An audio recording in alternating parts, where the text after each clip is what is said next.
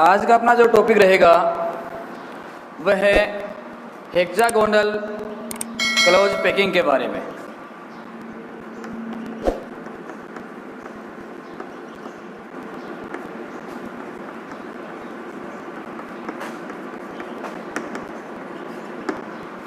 Hexagonal close packing, Hindi में इसको कहें तो क्या कहेंगे? षष्ठकोणीय निबिड़ संकुलन। निबिड़ संकुलन यानी पीछे वाला जो अपना वीडियो था उस वीडियो में अपने पढ़ लिया था एक विमीय, द्विविमीय और त्रिविमीय जो क्लोज पैकिंग थी उसके बारे में। आज ये जो पढ़ेंगे वो 3D की है, यानी त्रिविमीय जो संकुल है उस संकुल का निर्माण किस प्रकार से होता है, कैसे वो बनता है, उसके बारे में पढ़ेंगे। और ये आपको मैंने 2 प्रकार बताए थे। एक था इसमें षष्ठकोणीय निबिड़ संकुलन और एक था घनीय।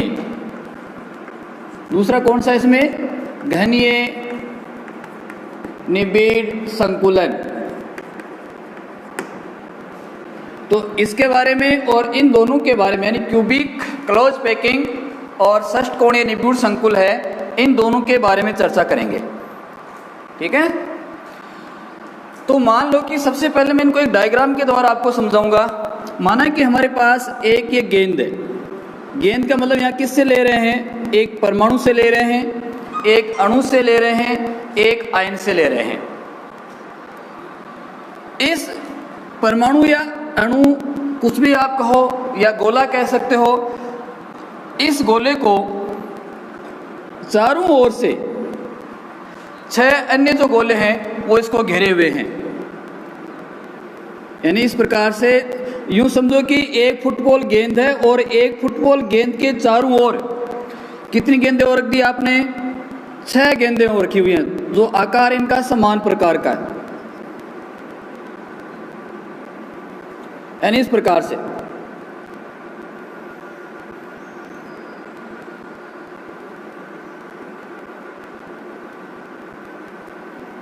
ये, यानी एक गेंद थी फुटबॉल की, एक जो तल है उस तल में एक गेंद रखी हुई थी और उस गेंद के चारों ओर, फुटबॉल की गेंद के चारों ओर आपने 6 गेंदें और रख दी और वो क्या है? एक दूसरे के इस प्रकार से स्पर्श किए हुए हैं, ऐसे। तो अब आप यहाँ क्या देखोगे कि इसमें 6 खाली जगह बनी हुई है। 6 खाली जगह कौन कौन सी हैं? देखो, एक ये हो गई, 2, 3, 4, ये 5 और ये 6 इसमें खाली जगह बनी हुई है। आप इमेजिन करो, तस्वीर है, अपने दिमाग में बैठाओ कि एक मैं गेंद रख रहा हूँ और उस गेंद के चारों ओर मैंने 6 गेंदें रखी है। तो जब गेंद यहाँ टच कर रही है तो बीच में यहाँ क्या रख जाएगी? कुछ जगह रहेगी ना उसमें। तो वो जगह वाली कौन सी है? देखो, मैं दूसरे कलर से इसको यहाँ बता देता हूँ। जैसे ये वाली जगह है, ये नजर आ रही होगी, ये 6 इसमें क्या है? खाली रिक्त जगह है। अब इन खाली रिक्त जगहों के ऊपर आप 3 गेंद और रखेंगे, यानी इनके ऊपर आप गेंद और रखोगे, इसके ऊपर, यानी तल में आपने रख दिया, रखने के बाद उसके ऊपर आपको गेंद और रखनी है। तो खाली जगह में जब आप गेंद रखोगे तो उसके ऊपर आप 3 गेंद रख पाओगे। कैसे? यानी ये खाली जगह है, इसको सेंटर मान करके जब गेंद रखोगे तो कहाँ आएगी वो गेंद? इस प्रकार से आएगी ना, इसके ऊपर ऐसे आएगी। ये वाली गेंद ऐसे आएगी और यहाँ वाली गेंद इस प्रकार से। तो जो एक गेंद थी जो बीच वाली,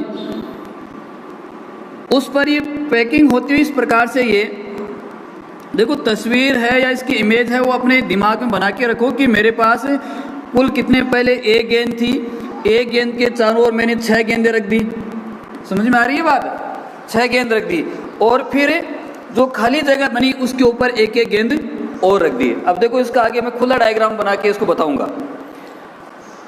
जिस प्रकार से ऊपर आपने 3-3 गेंद रखी हैं, वैसे ही ये तल में जब नीचे हैं तो नीचे भी 3 खाली जगह रहेंगी।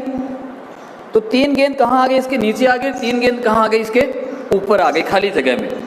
तो इस प्रकार की जो संरचना बनती है वह कौन सी संरचना है? षष्ठकोणीय निबिड़ संकुलन की संरचना है।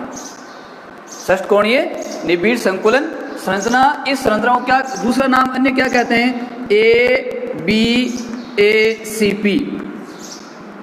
ABACP का मतलब CP क्रॉस पैकिंग, AB यानी कणों की जो व्यवस्था आपने दी है, ऊपर आपने जो दी है व्यवस्था, ये कण जो ऊपर रखे हैं उसको क्या कहते हैं?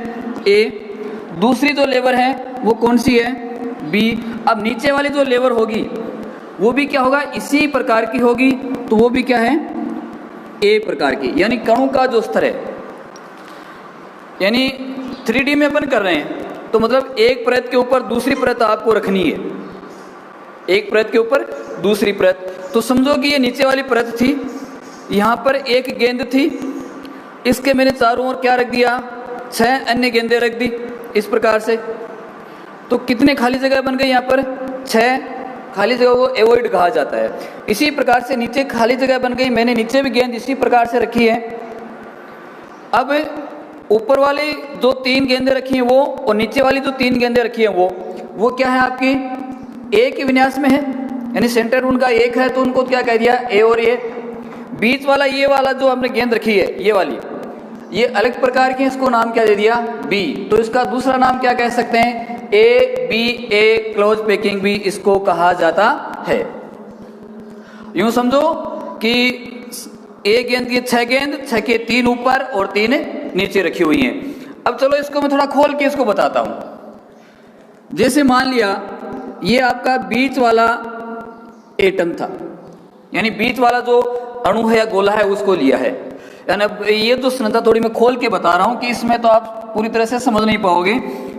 तो ये दूसरी जो गेंद है उसको मैं एक लाइन के द्वारा थोड़ा इस प्रकार से दर्शा देता हूं, ठीक है? यानी खुला संरचना इसके बन जाएगी। ये एक गेंद इसके चारों ओर थी, ये दूसरी इधर से एक गेंद, ये दूसरी गेंद ये, इसमें भी देखो ये, यानी क्या कह रहा हूं कि मैं इसकी जो 6 गेंदें थी नीचे वाली रखी है ना अपने 6 गेंद, वो 6 गेंदों को मैंने इस प्रकार से दर्शा दिया, ठीक है? परस्पर एक दूसरे के साथ जुड़ी हुई है, सटी हुई है, तो इनको मैं डॉट लाइन के द्वारा यहां दर्शा देता हूं। जो कोई चीज आपके दिमाग में नहीं बैठ रही है, समझ में नहीं आ रही है, तो मेरे को बता देना। इस प्रकार से इनको डॉट डॉट लाइन से दर्शा दे रहा हूं, और साथ में आप इन जो डायग्राम्स बना रहा हूं इनको बनाते जाओ, जिससे कि आपको बनाने का अभ्यास हो जाएगा और पता भी लग जाएगा कि ये संरचना किस प्रकार से बन रही है। तो क्या कहा मैंने? तो 6 गेंद थी, ये बीच वाली गेंद आ गई। ये गेंद कौन सी है? बीच वाली गेंद है, ठीक है? बाकी ये बाहर इसके रखी हुई हैं, तो ये बाहर वाली, इसमें आप बार बार कंफ्यूज मत होना कि मैं कभी परमाणु कह रहा हूं, कभी अणु कह रहा हूं, कभी आयन कह रहा हूं, कभी कण कह रहा हूं, कभी गोला कह रहा हूं। ये एक ही चीज है। आप परमाणु भी कह सकते हो, अणु भी कह सकते हो, और आयन भी इसको कह सकते हो, ठीक है? ये तो नीचे वाली गेंदें हो गई। अब इसमें देखो खाली 6 खाली जगह कौन सी हो गई? अब इसमें आपको दिख नहीं रही थी ना खाली जगह कौन सी हो गई? देखो एक ये खाली जगह हो गई, ये दूसरी, तीसरी, चौथी, 5वीं और 6ठी। तो कितनी खाली जगह हो गई इसमें? 6 खाली जगह हो गई, ठीक है? अब ऊपर वाली जो गेंद थी, ये जो 3 गेंद मैंने इसको ऊपर रखी है, तो इनको मैं यहां दर्शा देता हूं ऊपर। देखो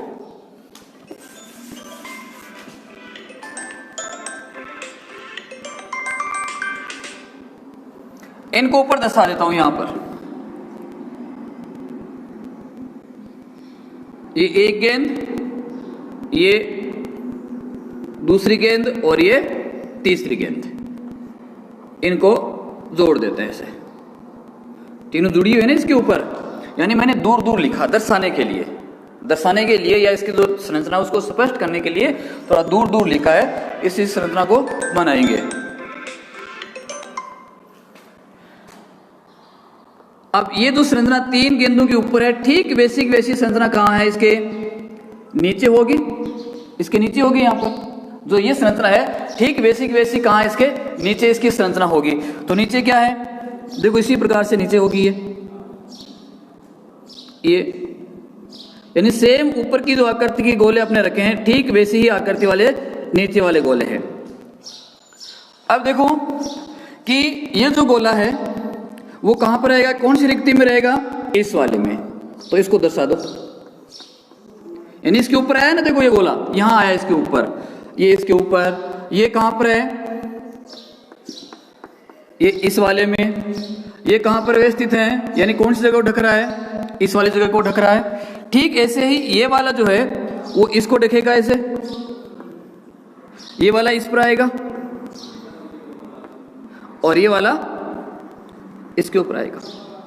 ठीक है, तो क्या देख रहे हो यहां पर कि प्रत्येक स्थिति में, थोड़ा सा व्यवस्थित कर देता हूं इसको, ये वो ठीक ऊपर वाले जो गोले की संरचना थी ठीक वैसी किसकी है, नीचे वाले गोलों की संरचना है ये वाले। तो इस प्रकार का जो क्लोज पैकिंग बनता है वह क्लोज पैकिंग कौन सा कहलाएगा, षष्ठकोणीय निबिड़ संकुलन या ABA। ये कौन सी हो गया, लेवर A का, ये किसका हो गया, B का, और ये वापस किसका बनता है, A का। तो इस प्रकार की जो संकुल संरचना है वो संरचना कौन सी कहला रही है, षष्ठकोणीय निबिड़ संकुलन कहलाती है।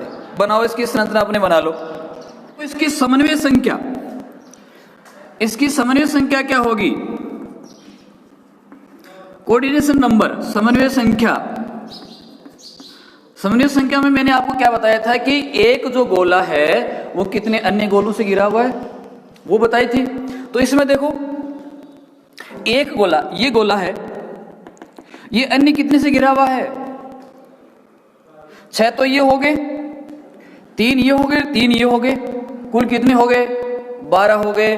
तो इसमें इसकी समन्वय संख्या कितनी आएगी, 12 आएगी। समन्वय संख्या इसकी कितनी आएगी, 12 आएगी। ठीक है, अब इस चीज को मैं लिखाऊंगा आगे, जो बता रहा हूं इस चीज को लिखाऊंगा, तो पहले आप इसको नोट करो इतने को। दूसरी, इस प्रकार की जो संरचना है इसमें पैकिंग इफिशिएंसी यानी संकुलन क्षमता, इसकी संकुलन क्षमता वो इसकी होगी 74%। ये इसमें आपको याद रखना है, किसमें, हेक्सागोनल में। हेक्सागोनल जो संरचना होगी उस हेक्सागोनल संरचना में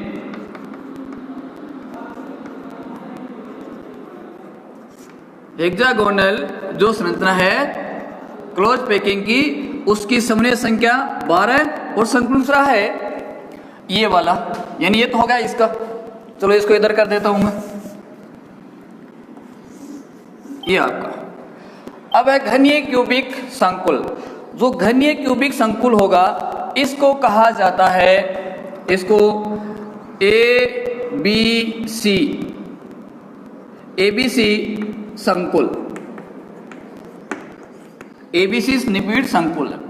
यानी इसमें क्या होगा कि जो हम लेवर जो बनाएंगे उसमें तीनों ही जो लेवर बनेगी वो तीनों लेवर क्या होगी, इसमें अलग अलग प्रकार की होगी। तो उससे जो संरचना बनेगी वो संरचना कौन सी कहलाएगी, इसकी घनीय क्यूबिक संरचना कहलाएगी। ठीक है, CCB इनको कहा जाता है। ये संरचना इसको क्या HCB भी कहते हैं, HCP। इसका दूसरा नाम क्या है, HCP, हेक्सागोनल क्लोज पैकिंग। यानी जो इसके जो नाम मैं बोल रहा हूँ ये दूसरे जो नाम है वो भी आपको ध्यान में रखने हैं। कई बार इनसे भी प्रश्न पूछ लिया जाता है कि HCP में समन्वय संख्या कितनी होती है, HCP में संकुलन क्षमता कितनी होती है, इसका प्रश्न पूछ लिया। तो ये साथ में नाम आपको याद रहने चाहिए। ये जो है इसको कहूंगा CCP, cubic close packing. CCP का मतलब क्या हो गया, घनीय क्यूबिक निबूढ़ संकुलन या क्यूबिक क्लोज पैकिंग। अब इसकी संरचना क्या बनेगी वो देखो, यानी इसमें क्या बना, ए बी ए बनेगा, तो इसमें जो बनेगा इधर वाले में क्या बनेगा, ए बी सी बनेगा। मतलब नीचे वाली परत, बीच वाली और ऊपर वाली परत, तीनों की जो व्यवस्था होगी वो क्या होगी, अलग अलग प्रकार की होगी। चलो यहां बनाता हूं। वही आपका सबसे पहले एक बीच वाला क्या है, एटम आपने लिया, इसके चारों ओर कितने घिरे हुए हैं, 6, यानी इसको 6 घेरे हुए हैं, ठीक है, 6 इस प्रकार से इसको घेरे हुए हैं।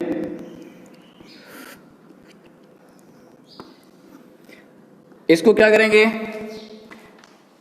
यानी घिरे हुए हैं मतलब डॉट डॉट लाइन से इसको दर्शा देते हैं।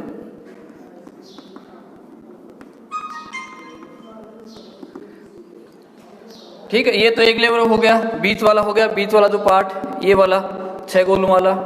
ठीक, इसके ऊपर वाला जो गोले अपने रखे हैं उनको किस प्रकार से रखेंगे, इस प्रकार से रखेंगे ये, ठीक है। अब नीचे वाले जो गोले हैं उनकी जो व्यवस्था है वो क्या हो जाएगी, इनके अलग हो जाएगी। वो क्या हो जाएगी, इस प्रकार से।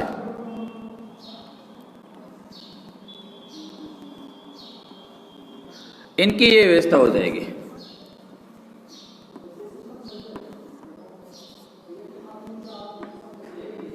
ये हो जाएगी।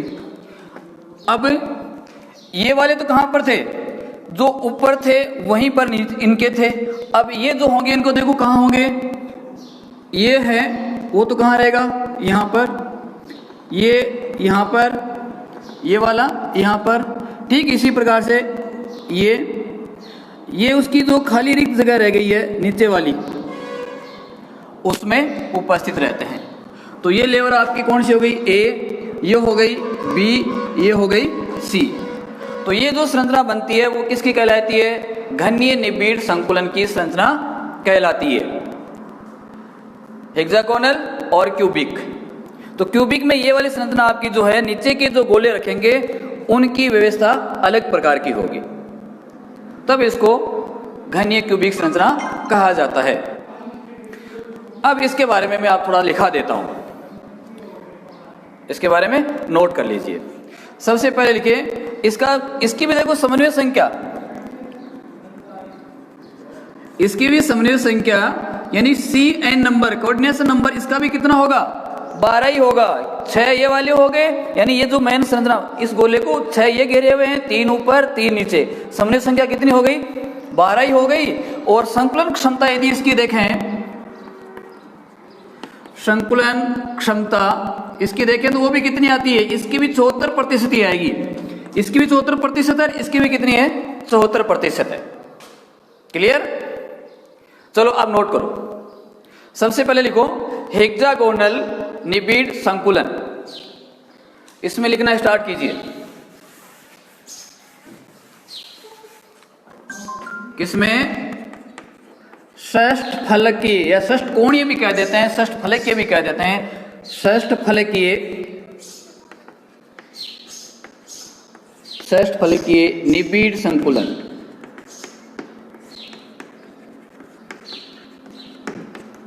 तो लिखो इसमें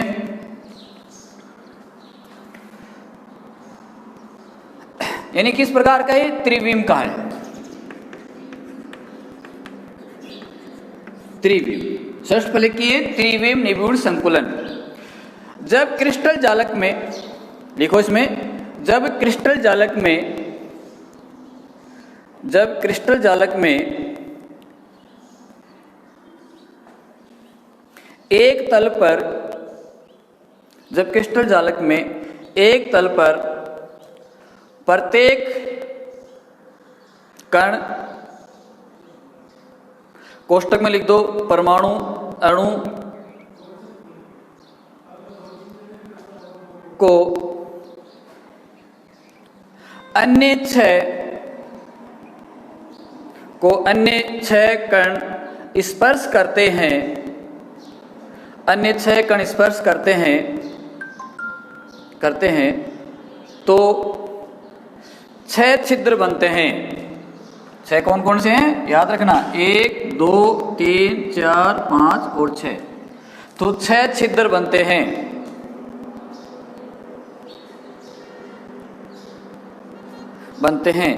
इन 6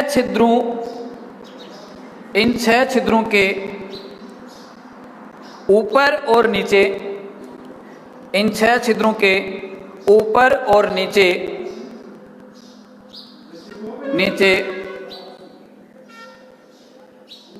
केवल 3-3 कण व्यवस्थित हो सकते हैं। अब दूसरे पैरे से लिखिए, जिन 3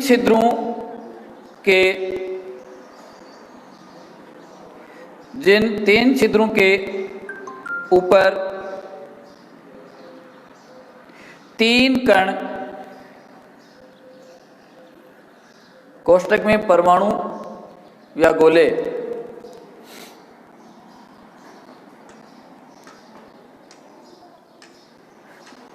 जिन 3 छिद्रों के ऊपर 3 कण व्यवस्थित रहते हैं, उन्हीं तीनों छिद्रों के नीचे 3 अन्य कण व्यवस्थित रहते हैं। 3 ऊपर वाले हैं जो जिसमें रहेंगे, उसी में कौन से रहेंगे, नीचे वाले रहेंगे। इसमें प्रत्येक गोले की समन्वय संख्या 12 व संकुलन क्षमता 74% होती है। 74% होती है। ठीक है। अब इसके एग्जाम्पल, हीरे की संरचना देखी आपने। पहला एग्जाम्पल किसका देंगे, इसमें हीरा, कोबाल्ट,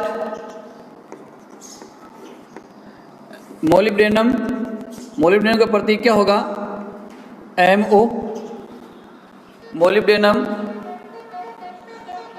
Mg किसका, मैग्नीशियम का, कोबाल्ट, मोलिब्डेनम, मैग्नीशियम, जिंक और कैडमियम, Zn और Cd।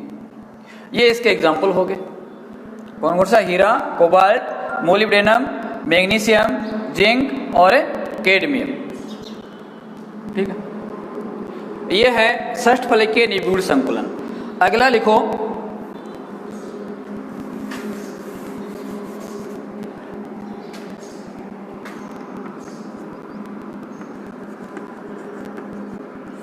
घनीय त्रिविमीय निबिड़ संकुलन। घनीय त्रिविमीय निबिड़ संकुलन। इसमें आप जो पहला पैरा इसमें लिखा था, 2 पैरे अलग पैरा चेंज कराया था ना इसमें, तो इसमें जो पहला पैरा लिखा था वो का वो इसमें लिख लेना। ऊपर एक जो पैरा है वो सेम इसमें वो का वो आ जाएगा। समझिए क्या कहा मैंने, यानी इसका जो पहला पैरा लिखा था वो का वो क्या आ जाएगा, इसमें आ जाएगा। दूसरे पैरे में जो लिखना वो लिखो। ABC में इसका दूसरा नाम क्या दिया, ABC में या CCP में।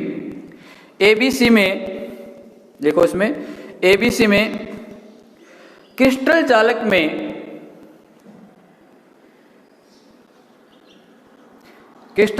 में 6 छिद्रों के ऊपर की ओर जिन 3 छिद्रों पर जिन 3 छिद्रों पर तीनों गोले व्यवस्थित रहते हैं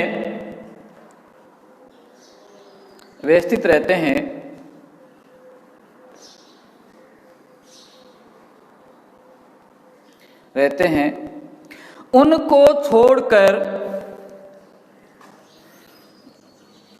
छोड़कर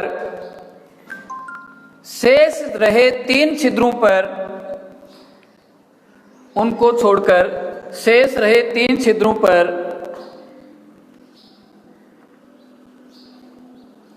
पर नीचे के गोले व्यवस्थित रहते हैं।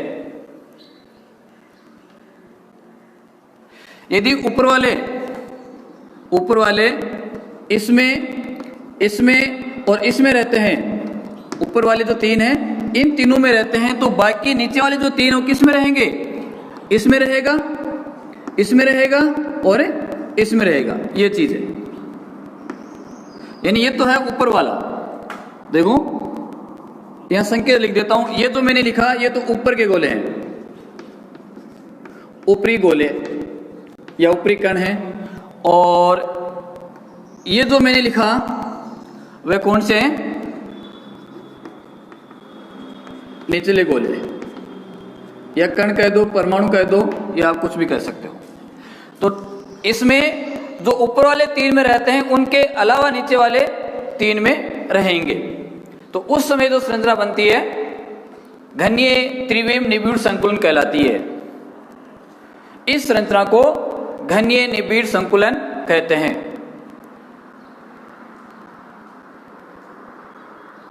इस क्रिस्टल की समन्वय संख्या भी, आगे लिखो, इस क्रिस्टल की समन्वय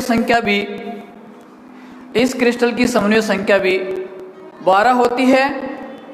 वह संकुलन क्षमता 74 होती है। समन्वय संख्या 12 होती है और संकुलन क्षमता 74 होती है।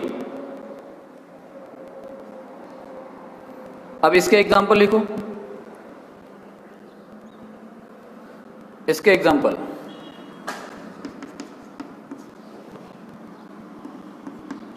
Fe nickel, copper, Ag, Au, Al।